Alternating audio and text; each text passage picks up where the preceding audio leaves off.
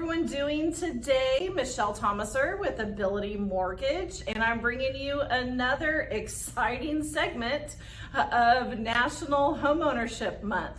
And joining me today is Justin Dunn with PMZ Real Estate. And Justin is a realtor here in Oakdale, Escalon, Stanislaus, Hamilton County. Yeah. So, a little bit about you. What is your favorite part of being a realtor? Oh, my favorite part of being a realtor is working with first-time home buyers that maybe doubt that they can go from renting to purchasing a home, and then on closing day, hand them those keys to their very own first home is so exciting. We're really fortunate. It is such a rewarding job that we get to do, and there is no greater feeling. And you hope that they remember you as much as you remember them going forward. So today we hope that we have some good information for you today. Basically, that is what we're going to talk about. We're going to talk about how to make this dream happen, this dream of home ownership for first-time home buyers. So we want to focus a lot on that. But first, before we get there, why don't you tell everybody a little bit about what you're seeing in the market right now? What's been going on this last week? Well, I've noticed like a transition in the market a little bit here. We went from homes kind of sitting on the market for a couple days and maybe going pending that first weekend to homes sitting on the market a little longer. We're getting 12 to 14 days sitting on the market, and a little bit more time for buyers to get in there and take a look. So a little less seller advantage and a little more buyers. Yes, definitely more time to go view the home. Which, a healthy market is what? A house on the market for what, 4 to 6 weeks? Yeah, 4 to 6 weeks would probably be healthy. Yeah, so it's nowhere near that, but it's far more healthy than 4 to 6 hours. So we'll take it. It's definitely not where we've come from in the last year. Yeah. Things are slowing down a little bit. Good. I like it. It's good for everybody. We want that slowdown coming. So, how can we make this happen for first-time home buyers? Let's talk about some strategies. The market's tough. Even still with more inventory coming on the market, housing prices, they're up there. Interest rates are up there. How can we make this happen for our first-time home buyers? What kind of zero down programs do we have that we can help, that they can use? We've got FHA. Let's save FHA for a minute. Let's take like a program like USDA. Would be a great program for zero down. USDA is literally one of my favorite programs. We used to use it. We're here in the Central Valley in the Oakdale area. Used to be one of my best programs here. It is literally zero down, competitive interest rate. We just needed closing costs. Just a super great program. Unfortunately, USDA has an income limit. So it's by county and then by the number of people in a household that caps out the maximum that you can make. And what's happened is the people who make under that can't qualify for the house. Is kind of where our market's turned right now. So that is unfortunate, but it does still apply. It does still happen sometimes up the hill, up in the Sonora area. We're still using it a little bit there. So it's a good program. What else? Can you think of another zero down program? Yeah, for our veterans, we have a VA loan that they can use.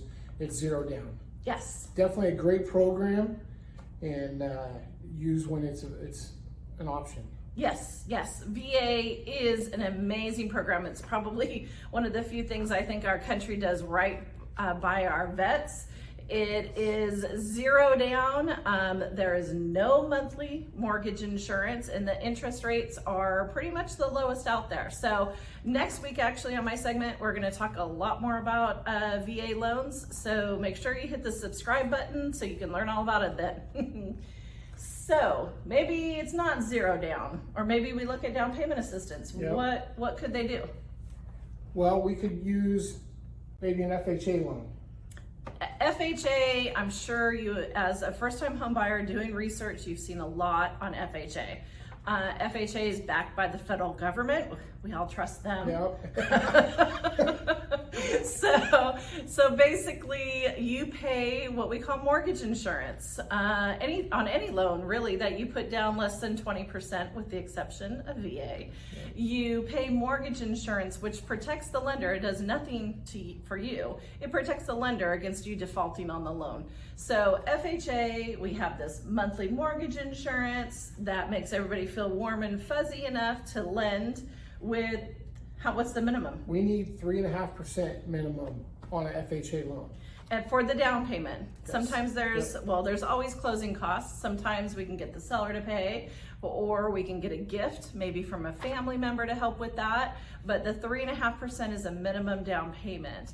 But how else can we get that 3.5%?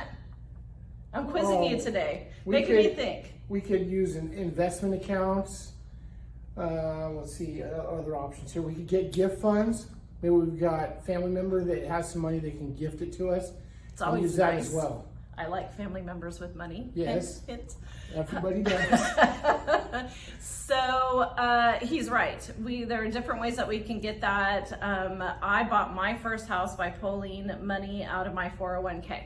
So it's not always the best option, but when you're young, you got plenty of time for that 401k to come back, and your house is going to be your biggest investment. So make sure that you are maybe talking to a financial planner or talking to someone like myself so we can look at some numbers and see if that makes sense. But maybe we don't have to do that. Maybe we look at a down payment assistance program. Yeah, there's a couple options for down payment assistance program that we can use, like Cal HFA. So here in California, we Cal HFA, which is one of my favorite. It's pretty easy to use. The guidelines aren't very restrictive. There is an income limit. There's a minimum credit score and a debt to income ratio. So, it's not for everybody, but it does help people get into that first loan, and Cal HFA actually provides two. I don't know if you know this, but one loan covers your down payment, and then you can get a second down payment assistance loan to help with closing costs. Oh, okay. So it's a little trick that we have. You can use the down payment assistance programs with a conventional loan too. Sometimes that works out for our first-time home buyers with a higher credit score. But let's say they're doing a conventional loan and they don't need down payment assistance. What's their minimum down payment? So minimum down payment on a conventional would be 3% for down payment.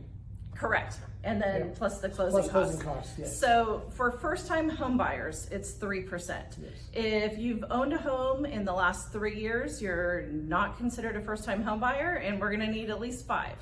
Obviously, the more down, the better your rate's gonna be, the better your payment. Lower your payment. Lower mortgage insurance. We don't wanna set anybody up to fail here, but if it's a matter of getting you in, that 3%, which we can use a down payment assistance, we get gift funds, all the same stuff. It's definitely good stuff. Yeah, lots of options to get you into a home. Yes.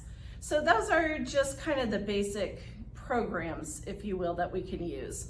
But, Justin and I, we work together as a team. So we're always looking for ways to game plan to help our clients with things other than just the loan. What else could we do to help our clients get into a home for the first time?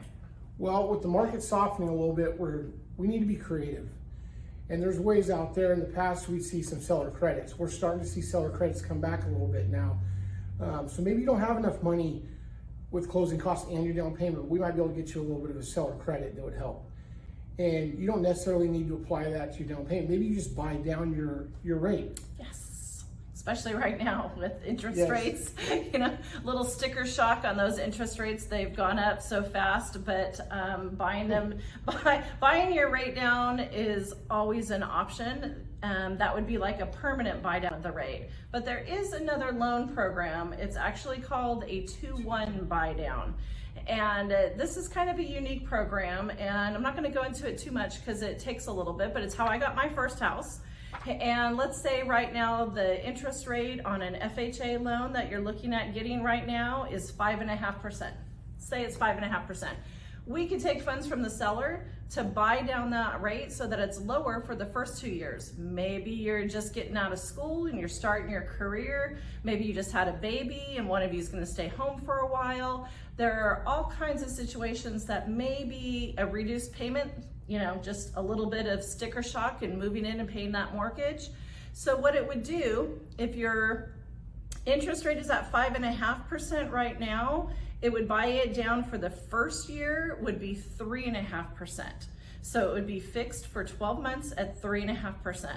The second year, it'll be fixed again for another 12 months at 4.5%. And then after that, it goes into a fixed rate for 5.5% for the rest of the term of your 30-year mortgage. So it's not an adjustable rate mortgage. It is a fixed rate. If you just get the lower rate, the seller is paying for you to have that lower rate for the first 2 years.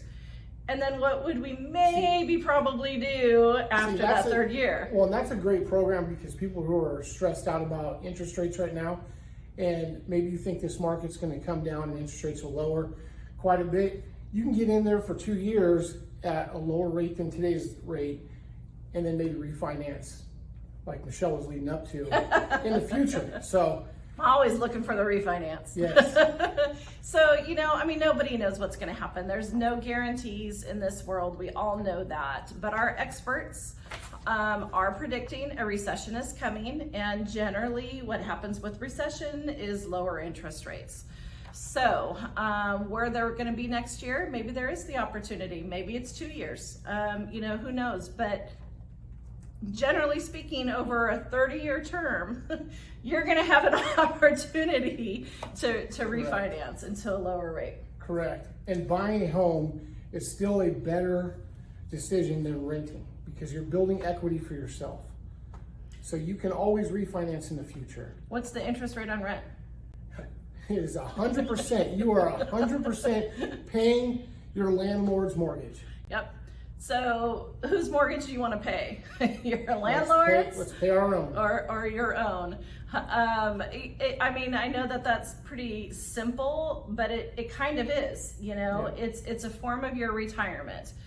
Building wealth through real estate has been done since the history of this country. And what's the saying? It's the one thing that they're not making more of. Is land. Yeah, so, and we do have an inventory shortage, which we are projected to have for years. Yes, a couple of years. So even with more inventory on the market, nobody really sees house prices coming down much because we have more buyers, thanks to those millennials that are coming of age now to buy their first home. You know, we need more homes, and we can't, especially thanks to COVID, we can't build them quick enough. So keep that in mind. If you're thinking of waiting, talk to us. Let's game plan. Let's figure out a strategy. Maybe it's not right now, but let's put you on the right path, build your credit score, build your down payment, so that a year from now, maybe it is. Yeah. Yep. Like we were talking about, we've got a game plan to get you into a home. There's lots of programs out there. Give us a call. Let's talk about it, and we'll get you a winning game plan to get you in a home now or in the future. Sounds good to me. So make sure to hit that subscribe button down below so you don't miss the next segment of my series on National Homeownership Month. And reach out to Justin and I. Our contact information will be coming up here in a second. And you know, we're pretty easygoing people. We're easy just to talk to and chat a little bit. We're here to help. We're here to help you. All right. Thank you very much. Bye-bye.